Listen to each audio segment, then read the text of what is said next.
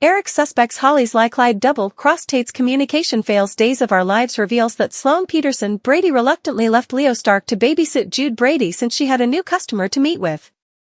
While Leo was alone with the baby, he told Jude the story of his birth and admitted he didn't know how the story would end, though it wasn't looking good.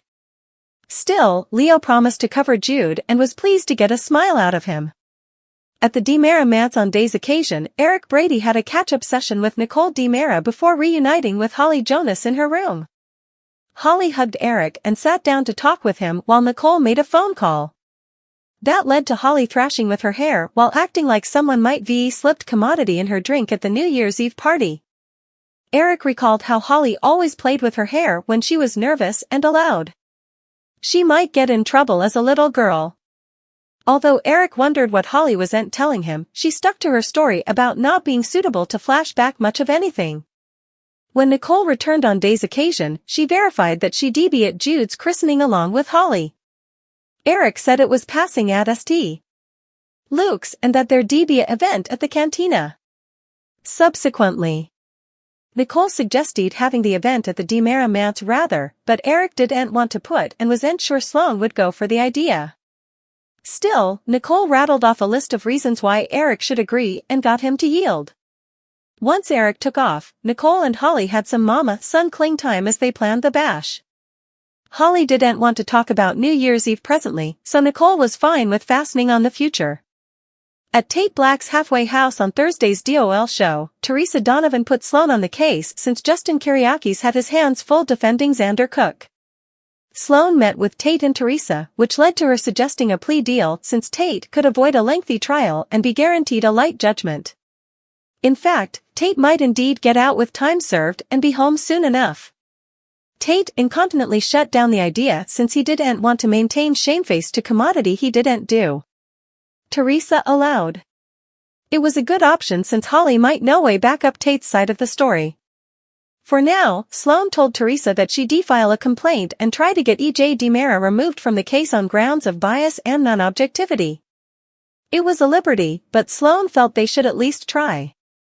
In a moment alone, Tate swiped Teresa's phone off the table and kept it after she left.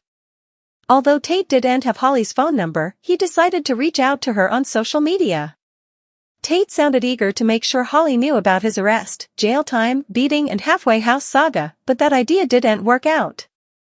Holly was thwarted over Teresa putatively sliding in her DMs and said she had no time for her since she had a party to plan. When Eric returned home, he was surprised to find Leo on babysitting duty, but he snappily realized it had been going well. Sloane also came home and got updates on Nicole offering to host the christening event at the DiMera manse. Although Sloane looked lower than thrilled, Leo sounded pleased over another way of making Sloane fidget. Coming on Thursday's Day's occasion, Ava got off the phone and verified that they could use her family's connections at Statesville to make the escape be. It meant Ava would owe them a favor, but she felt confident she could handle any unborn demands. John Black and Steve Johnson went over captivity arrangements as they tried to find the stylish way to break Clyde Weston out of Statesville. Ava also went over the list of inventories they had for their charge. The thing was to get an unmarked auto to make Clyde suppose he was headed to the heliport, but Steve and John ultimately admitted to Ava that they planned to double-cross Clyde and lock him up for an interrogation. Ava flipped out since she stressed it could bring Trip Johnson his life, but Steve stressed it would be far unsafe to just let Clyde go. Ava eventually agreed to let them do this their way, so John and Steve headed out to make final medications. Days of Our Lives spoilers say there'll be some shocking moments as this captivity break plot plays out, so don't miss all the chaotic news that's brewing. EJ takes a turn for the sinister after losing Nicole? Days of Our Lives and updates tease EJ DiMera could take a turn for the Minatory after losing Nicole DiMera. With Ariane gone, Nicole is bound to be written out, and the DiMeras need a new Stefano DiMera-type character. EJ makes the utmost sense to take a Minatory turn. Days of Our Lives. One of the many to know Stefano DiMera. EJ is one of the many DiMeras left who actually knew Stefano when he was alive. Other than him, only 3 aged siblings knew him. Tate. Tony DiMera, Kristen DiMera and Megan DiMera are those siblings. Days of Our Lives. EJ takes a turn for the sinister after losing Nicole? Everyone youngish than EJ who are alive no way met him and set up out he was their birth father when they were grown-ups. There has been a void in Salem that only a Stefano could fill, and EJ is the stylish stopgap of being a new Stefano.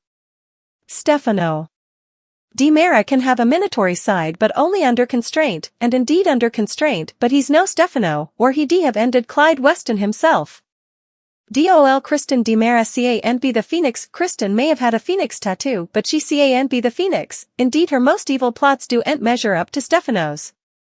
Megan could have come near, but she's too busy running from the law to take over now, and besides, none of her siblings have any respect for her. As for Chad DiMera, he's the bone who burned Dr. Wilhelm Rolf's brain chip containing Stefano's substance so he would do it all. EJ, with his fiery temper and thirst for revenge, is the most like his father and thus the stylish one to pick up the patriarchal DiMera arsonist. Plus, EJ tends to be extremely controlling. Days of our lives. EJ DiMera's days of happiness are numbered. There has been no word on a recast for the Nicole character. Formerly Ariane Zucker's last airdate passes. There may be 3 or 4 further months because of the taping schedule. It's possible the character could indeed be killed off, leaving EJ an angry man out for vengeance and dealing with a stepdaughter who doesn't understand, and a baby who isn't his. EJ could fluently come bitter and more Stefano, such like, especially when the verity comes out about Jude Brady being Nicole's child with Eric Brady. EJ doesn't have his mama Susan Banks nearby either, or she'd be talking some sense into him. The last thing Susan would want for Elvis John DiMera is for him to turn into Stefano Jr. Stefan turns to EJ for help, enlists him in taking down Clyde. Days of Our Lives and updates tease Stefan DiMera will turn to EJ DiMera for help taking down Clyde Weston. Stefan knows that he's not the only DiMera blackmailed by Clyde into doing his dirty medicine work and hopes EJ will be sympathetic. It was Clyde's henchman who nearly killed EJ. Days of Our Lives. EJ DiMera also has it in for Clyde Weston. EJ has entirely trusted his youthful family since he reappeared alive in the DiMera vault a couple of times back. They've surely had their differences and numerous fraternal skirmishes over the once couple of times, but on the subject of Clyde, they agree. Days of Our Lives spoilers. Stefan turns to EJ for help, enlists him in taking down Clyde. Clyde has a whole network of culprits on the outside doing his dirty medicine business, and dirty bobbies in the Salem Police Department to bobble.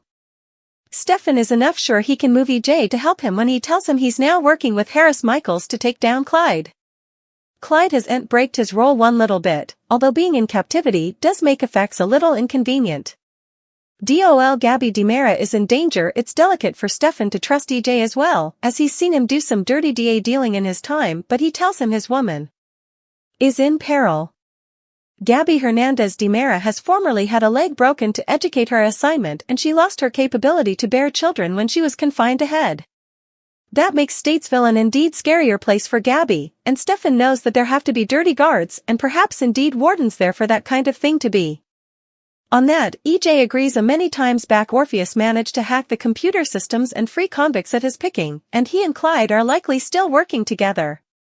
Days of Our Lives. All the puzzle pieces must be gone. Stefan explains if EJ wants to stop the medicines in Salem, he must understand the medicine trade has numerous pieces, like a mystification, and all the mystification pieces must be gone. Still, in this case Clyde will just hire new pieces and the problem isn't really answered if they aren't also the mystification master. Stefan also explains to EJ that he knows what was going on when Clyde's henchman shot and nearly killed him. They've their rejuvenescences in common also.